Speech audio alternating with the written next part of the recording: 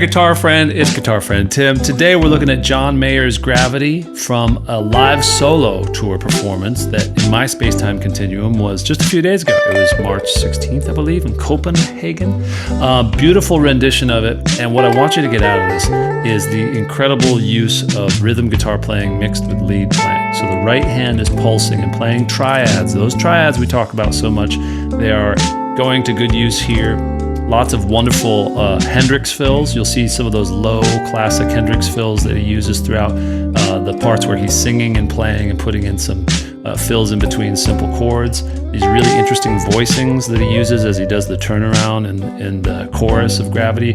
And then just that wonderful blend of major and minor blues. So major pentatonic, minor pentatonic, and how he takes all these elements, gets them to work together in a solo performance, and then he brings in the looper at the end, which gives him room to just take off and rip in the minor blues context. I hope you get something great out of it. Let me know what song I should do next, and I'll see you around. Today,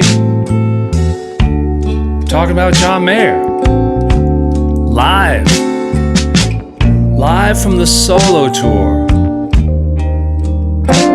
So, no band like I'm leaning on right now.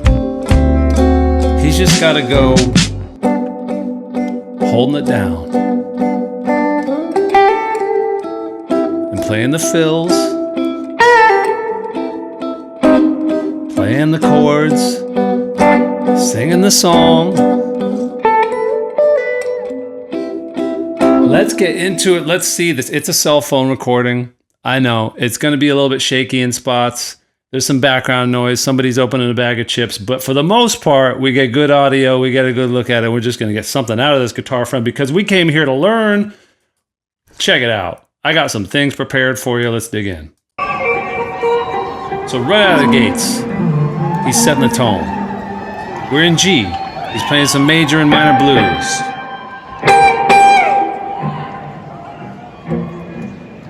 Establishing the pulse. One guitar.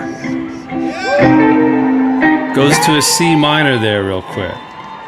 Okay, so he's just sort of like that underlying triad there. This is where triads matter. Okay, so having that piece of that G, he's just playing that. And that same shape up on the C. And then for a moment, he goes to C minor just because it sounds great. And these shapes that he's playing these fills off of, for the most part, you're going to be seeing a lot. What are all these? Well, this right here, that's the opening lick, right? That's kind of that B.B. King spot, right? So your index finger, if you can find the root on the second string for whatever key you're in this case, we're in G, that's where you're going to want to set up because then you get all this possibility above, up the neck that way, to play those sweet bends.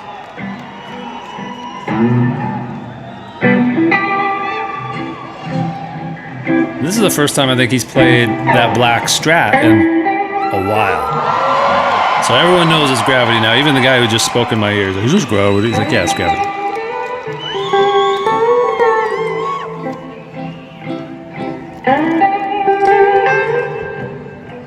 Goes down to that triad there. Hits a...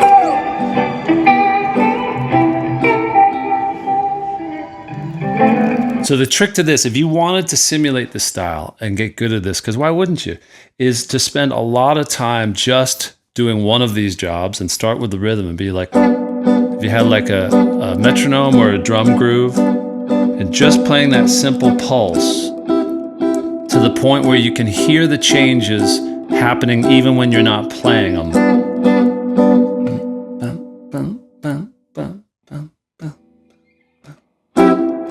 Keep that river of chords and that pulse going underneath so that you can start to then play the game. Let's say we start here, we go.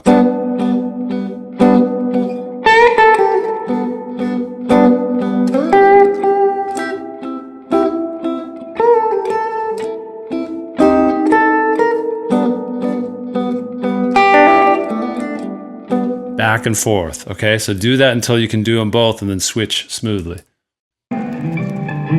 Oh, someone with the bag of chips. Really?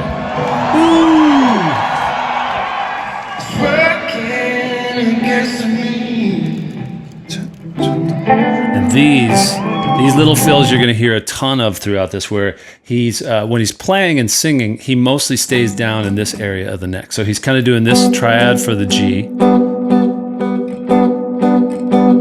And then when he goes to the C, he's largely playing this right here. So if you could see, just watch the green dots right there. If I had that C bar chord, that's that low, I always think of them as Hendrix fills, because it's like Castles Made of Sand. It's like all these really great, beautiful, low fills give you, again, these are based off of the shapes of the inversions, right? You know what I'm talking about, Galen. My buddy Galen's watching right now live. I found the only way that I could record this is if I did it live, because when I was trying to record it, I just was starting and stopping. So I'm going to do this as a live stream, and then I'll maybe edit it and repost it as a video. So jump in with any comments. We'll maybe get some banter. I love the back and forth. So what I'm talking about right here are these low Hendrix fills. So this one up here, see, that's another G triad right there. He plays off of that shape a whole bunch. There's a C triad, there's a G triad. So he does that's all the same kind of little sort of double stop with a rectangle sort of built off of it over and over again. Look for that throughout the song. That's a Hendrix move there too. I promise, once we get out of the gates, you'll have these assembly pieces. But this one right here, I'll turn off these pink dots. Those are the pink dots right there are major pentatonic notes. But this right here, I don't even know what it's called, but that's the ultimate kind of like Little Wing, Hendrix classic, Castles Made of Sand. And what it's composed of is a root note. That's how I think of it, at least. The root note here being a G, a fifth. So if you were to slide around that root in the fifth, you get that really interesting sort of parallel sounding kind of neutral harmony, because it doesn't have a third, a major or minor third. And then this note up here, that adds a ninth. So it's a really interesting just sort of cluster. And you can get to know them by aiming at this note right here. And they tend to kind of move nicely in these sort of whole step, meaning 2 frets movements, and then another one up here, kind of based off of the C right there. So you'll find some areas where they work, and he'll sneak them in here. And Hendrix, Mayer loves that sound, right?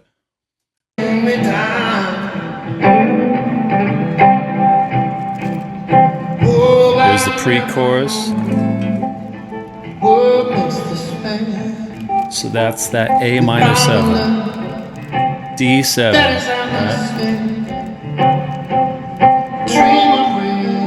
There's that fancy chord. We're going to talk about it.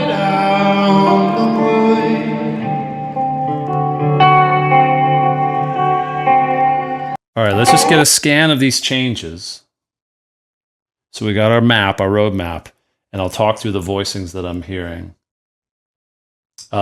So it goes G to C a whole bunch for the verse, just back and forth. Then when it goes to the pre-chorus, it goes to this A minor 7, and you could play it like this. It looks like he's kind of favoring that way of holding it.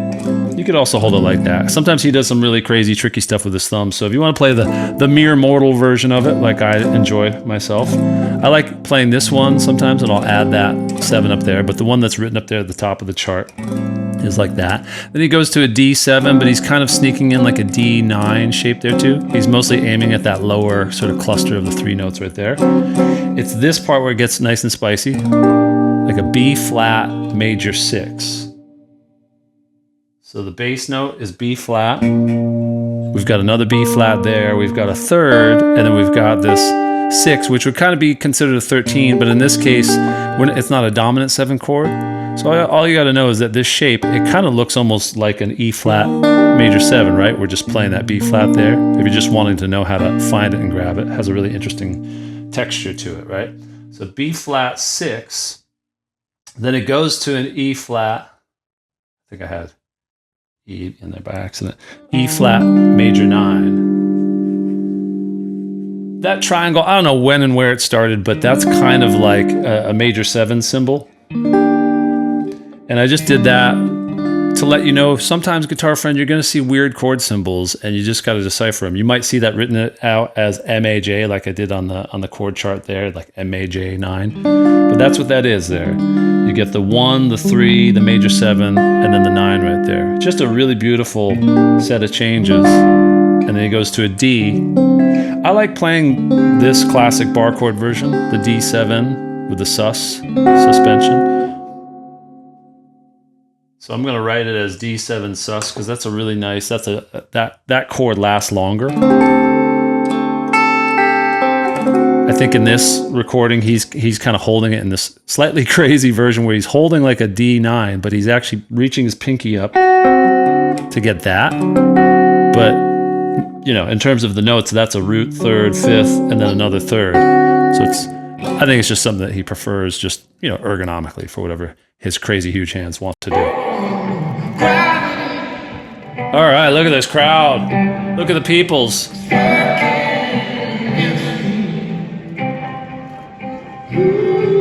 Glad to have you, Jake. We got some people in the live stream. This is very impromptu. Look at all those happy souls. All right.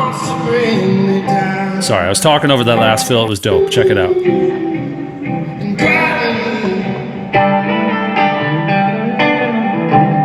Right, okay, so that's that thing I was talking about before, that Hendrix thing.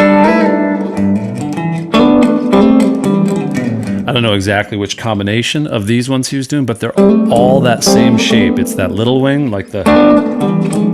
It's just going to town with that and finding it in spots where you feel comfortable. That's why I'll put back up these major pentatonic notes, because a lot of this song is centered around the major pentatonic sound, and then he'll mix in the minor blues. Okay, so we'll get into that mix and match flavor soon.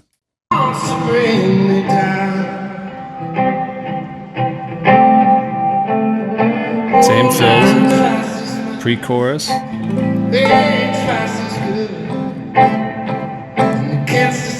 So you see how that pulse is everything.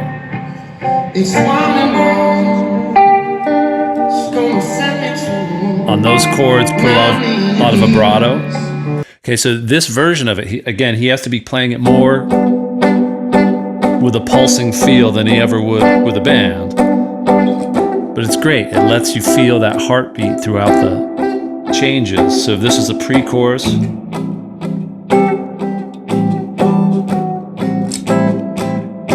keeps that pulse going, and then when he hits this chord, he's so accustomed to having that be boom, boom, boom. So he actually combines a little bit of that sort of legato boom, boom, boom, boom. And you see that vibrato that you can put into a chord is really nice. It doesn't take much. You just kind of have to shake your whole hand and let the weight of your hand actually help you just get enough. So that'd be another thing you could practice just on its own. Just try to spell out a chord. And obviously not every chord is going to land in your hand in a way that makes it that easy. If you're playing like a bar chord C, you can't quite do that because it's just the motion of the different fingers for each string allows you to get away with that, right? And then right here he does that. But he's combining that with a boom, boom, boom. So it's a really nice sort of blended style.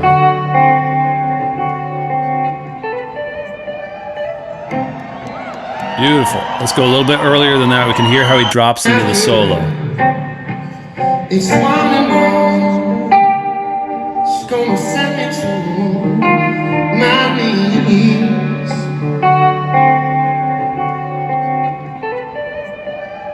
Pulse, boom, boom, boom, boom, boom, boom. So he's got to keep that going.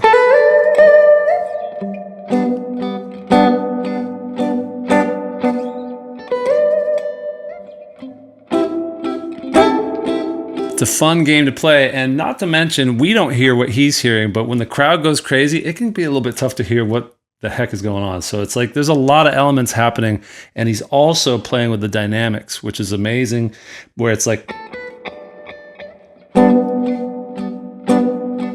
really quiet with the solo. So you're mixing and matching different feels, different intensities, different levels of volume and dynamics. It takes a lot of kind of two-brain thinking, and it's fun, and it's a bit of a high wire act, which makes it fun to watch.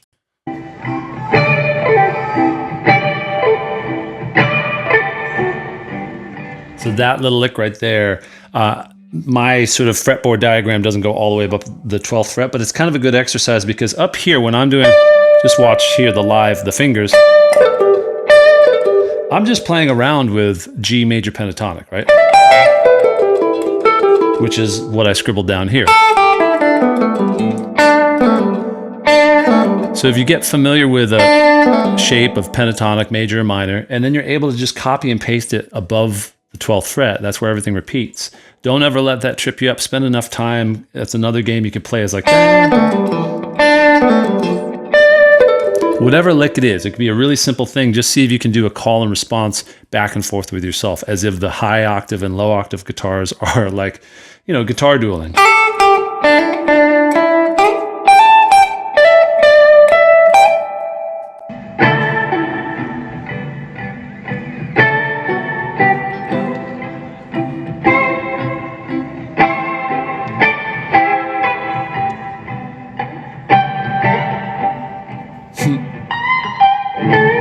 So switch into that minor blues. Look at this, bada boom.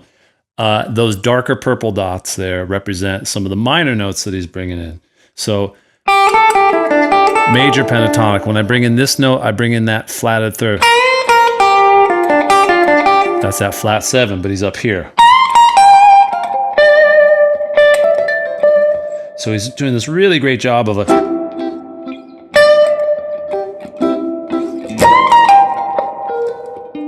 back and forth.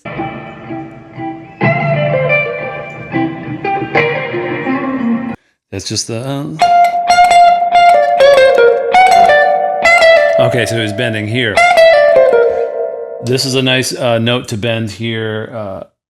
As you get into mixing your major and your minor pentatonic, that's like parentheses around there. That one right there is the major 6, right? If this was a G bar chord right there, that's the 5th, sharp 5th, and then 6. That's a nice spot to bend, like a half note bend, because you get that singing quality of like. But up here, it's a really fun game to just see if you can build some of these licks that grab a little bit of major, grab a little bit of minor, and then before you know it, you don't have to be playing really fast to be playing something that sounds like, oh wow, that kind of reminds me of like a John Mayer type of move, where it starts off bluesy and then it resolves major. Very minor blues now. He's getting ready to go back into the pre-chorus. So just in terms of landing his way back into the vocal part, he's way up high, like... As he gets ready, he's literally got to walk back to the mic, and he's also got to walk his way back musically to be... like that.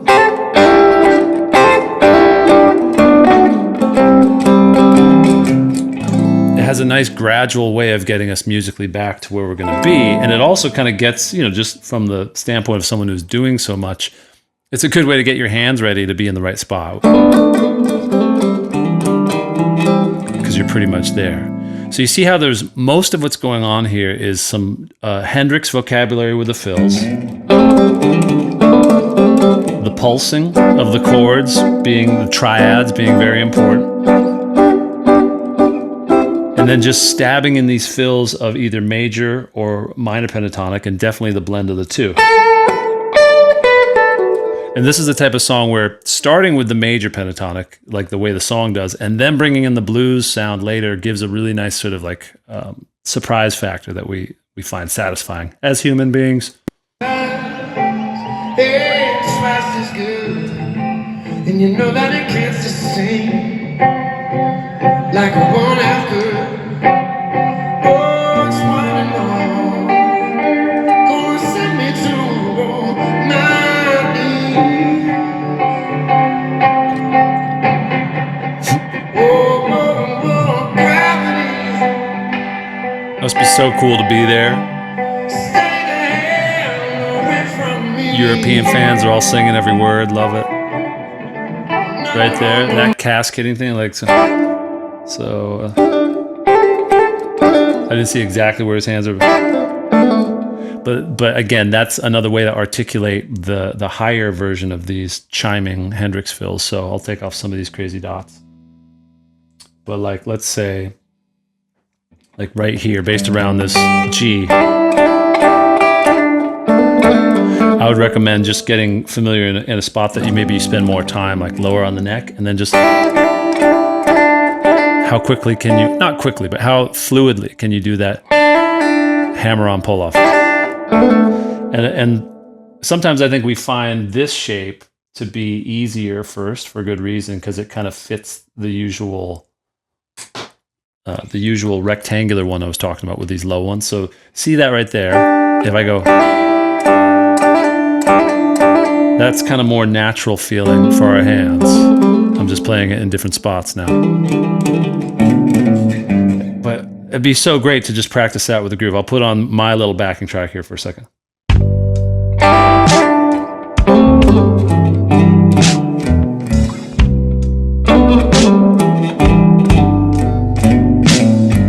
So you can see how if you just played that game for like a day, you'd have that fill and that feeling, like sort of where you could put it anywhere. The other area where he's playing it, and this is the shape that maybe gets a little bit trickier to hold in our left hand, we might sort of neglect it, is this sort of triangle, sort of diagonal one. So there, it just feels a little bit more awkward at first, but that happens in a lot of spots too. So we might use that and then kind of resolve to there's a G right there. So if we're based around G, we've got this. See how that one involves the pinky. So at first it might seem like a real awkward handful, but because it's so useful, I'd say it's worth the effort. Whereas this one you can kind of get more off to the races right away with. Anyway.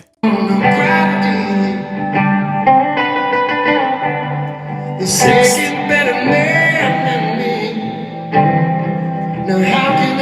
Ooh, he did like a little chromatic thing.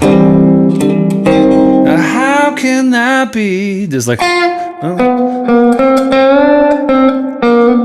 mixing that major minor sound there, just because he's able to do that on the fly without the band that he has to worry about being like, hey, you know, the fifth time I'd sing this line, I'm going to do a chromatic thing. You get to mix in those flavors as you hear them. It's just cool.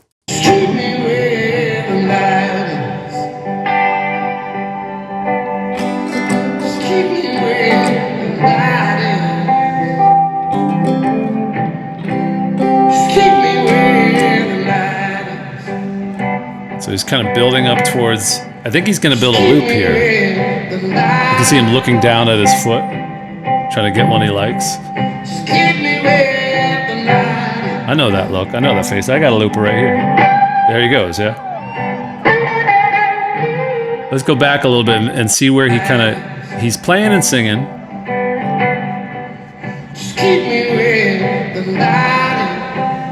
And he's going to be grabbing a chunk of that to loop, right? There he goes.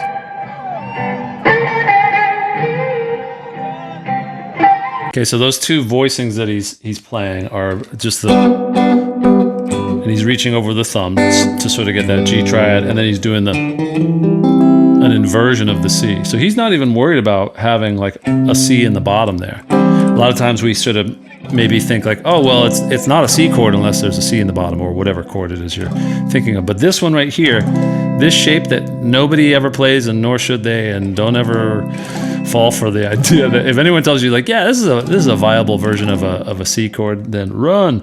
But we use this all the time. You see the difference between how awkward that is to grab the entire, that's a G shape. It's up there on C. That's bonkers to hold that. But I see S-E-E, I see that shape all the time when I'm playing pieces of it.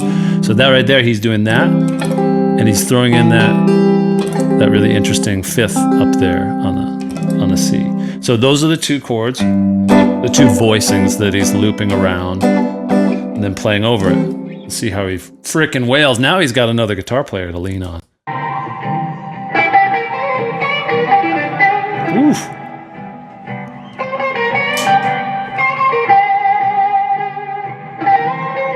So he's going like full kind of face melt blues mode, and it's like really quick, fast, like sort of flurries and runs and pull-offs, and he's got more gain on his tone. And let's just sort of see if we can steal a few licks. This is the beauty of it. Yeah, so really good, like that kind of, he's bringing in that kind of raking sound.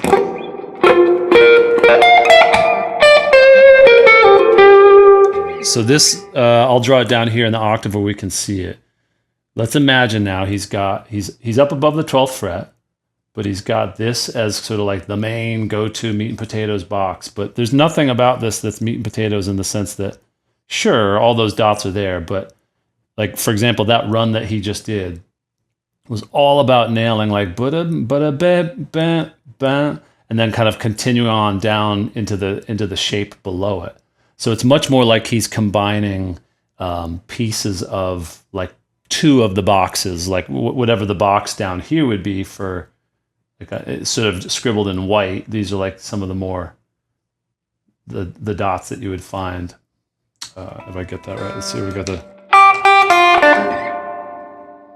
So again, this is up above the 12th fret, but it's kind of.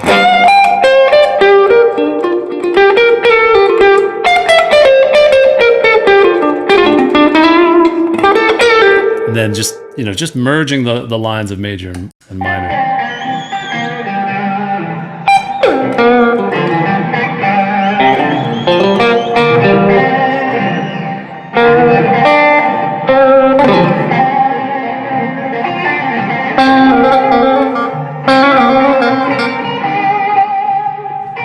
Okay, so spend some time with any one of these articulations and just like have a field day with it. So like some of like that's sort of like a combination of like doing a quick percussive rake. It'd be like but you don't need every single one of those notes clearly. You just kind of need it to. It's like so when you get that, it's kind of like the blues player's version of sweep picking, and it's these fast little sort of vocal stabs. And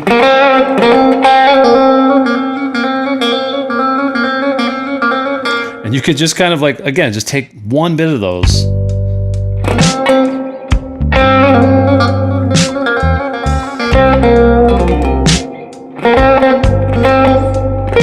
Try it in different octaves.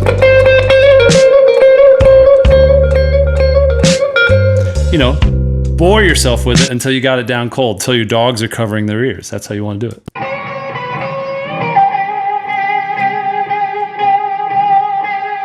Yeah.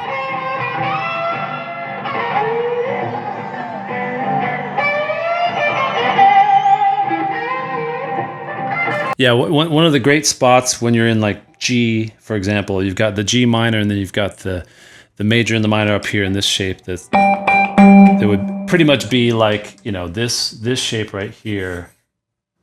Whereas as opposed to getting up into the box one shape, if you go one shape below it, I guess box 5 or whatever it be, you've got this beautiful overlay of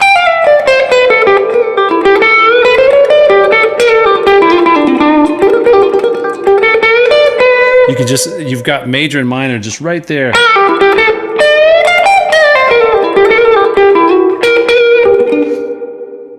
And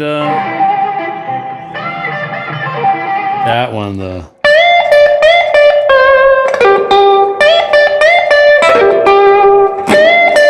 I love that one. That's one I've been using more recently. It's kind of like a Clapton thing where you bend like crazy. You go for like a 1.5 bend on, which would be like this note right here, but an octave up. It's like the 5th right there.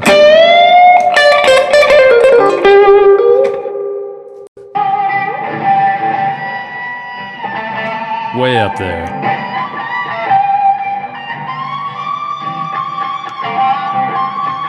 I mean, when someone's wailing like that, when John's doing what he does up there, if anyone thinks that it's about, like myself included, that thinks it's about notes on the fretboard, we're past that at that point. It's all about the, yes, he knows where he is mathematically. He's aware of like, but it's the tone. I don't have the tone or the energy or the moment that is driving that sound. It's like all the elements that come together and really just going for it, so that you can do something like that where you're hitting all the strings at once, but you're just getting the ones you want, where it's kind of like that like big sort of sweeping sound. That just takes digging in until you can get it right where you want it, putting in the reps, you know? Huge vibrato. Like, let's see. Getting that kind of Stevie Ray where you hit the two strings at once. So on its own, it almost sounds a little bit like, whoa, that's like, sounds like dissonance. Yeah, it does, because it's beautiful. It's like,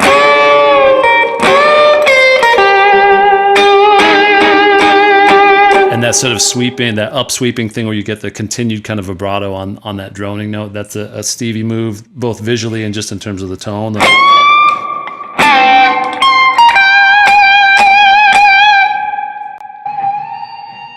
Yeah.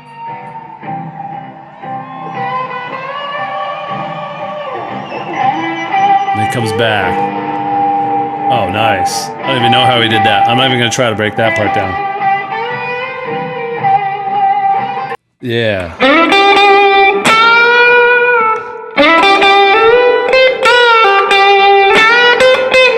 So when you do this, try bending up. Watch my left hand. Pinky goes up. Mess with it.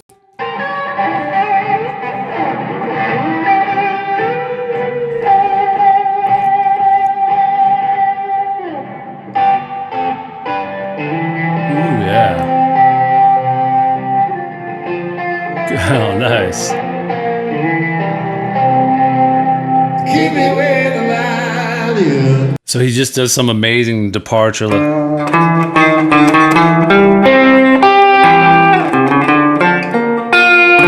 of does like just a chromatic thing there, which would be sort of like a B flat.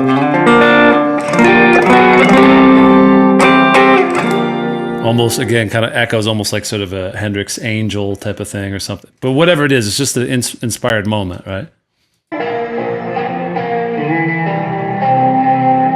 Keep me where the light is. Yeah.